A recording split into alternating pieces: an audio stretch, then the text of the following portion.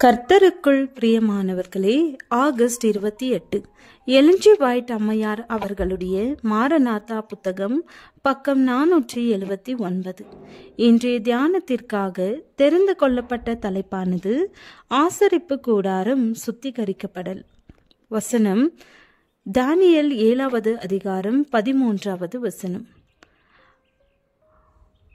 தரிசனங்களிலே நான் பார்த்து கொண்டிருக்கையில், இதோ மனுஷகுமாரனுடைய சாயலான ஒருவர் வானத்து மேகங்களுடனே வந்தார். அவர் நீண்ட ஆயுசுள்ளவர். இடமட்டும் வந்து அவர் சமீபத்தில் கொண்டு வரப்பட்டார். நமது மீட்பர் பரமேறிய பின்னர் நமது பிரதான ஆசிரியராக தமது ஊழியத்தை ஆரம்பித்தார்.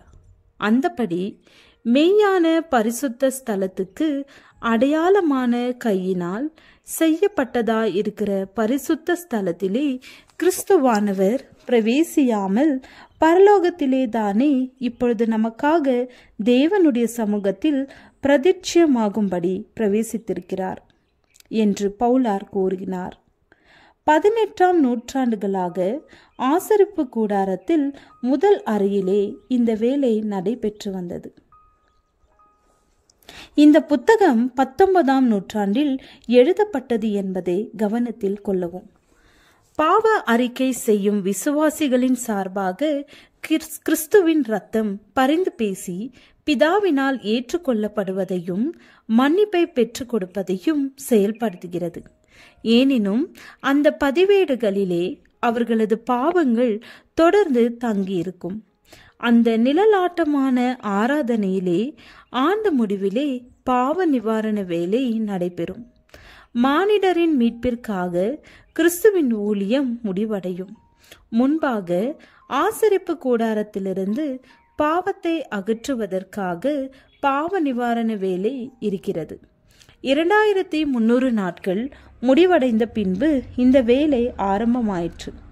அந்த சமயத்தில் நமது மகா பிரதான ஆசிரியர் ஆசரிப்பு கூடாரத்தை சுத்திகரிக்கின்ற அவரது பக்தி வினயமான ஊழியத்தின் கடைசி பகுதியின் ஊழியத்தை செய்வதற்காக மகா பரிசுத்த ஸ்தலத்திற்குள் பிரவேசித்தார்.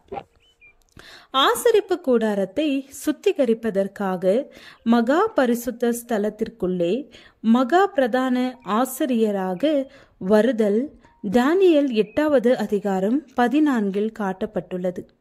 தானியேல் 7வது அதிகாரம் 13வது வசனத்தில் சொல்லப்பட்டபடி மனுஷகுமாரன் நீண்ட ஆயுசுள்ளவருக்கு அருகில் வருவதும், மேலும் மல்கியா முன்னறிவித்த ஆண்டவர் அவரது ஆலயத்திற்குள் பிரவேசிப்பதும் அதே சம்பவத்தின் வருணனைகளே. மத்தேயு 23ஆம் அதிகாரத்தில் கிறிஸ்துவால் கூறப்பட்ட அந்த 10 கன்னிகைகளை பற்றிய உவமையிலே கல்யாணத்திற்கு வருகை தரும் மணமகனின் வருகையிலேயும் சித்தரிக்கப்பட்டுள்ளது. ஆசரிப்பு கூடார சுத்திகரிப்பு ஒரு விசாரணையின் வேலை, அதாவது நியாய தீர்ப்பின் வேலை அதில் அடங்கியிருக்கிறது என்று காட்டுகிறது.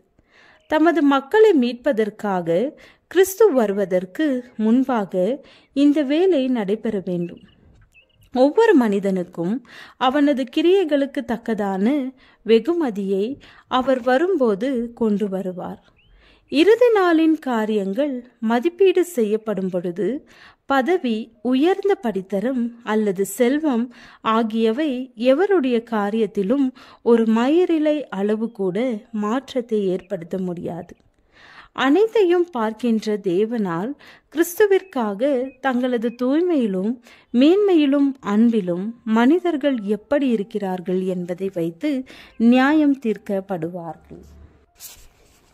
ஜெபம். அன்புள்ள ஆண்டவரே, அளவில்லா உம் அன்பிற்காய் நன்றி. நீர் எங்களை நேசிப்பது போல் நாங்களும் உம்மில் அன்பு கூற எங்களை பலப்படுத்தும். ஆமென்.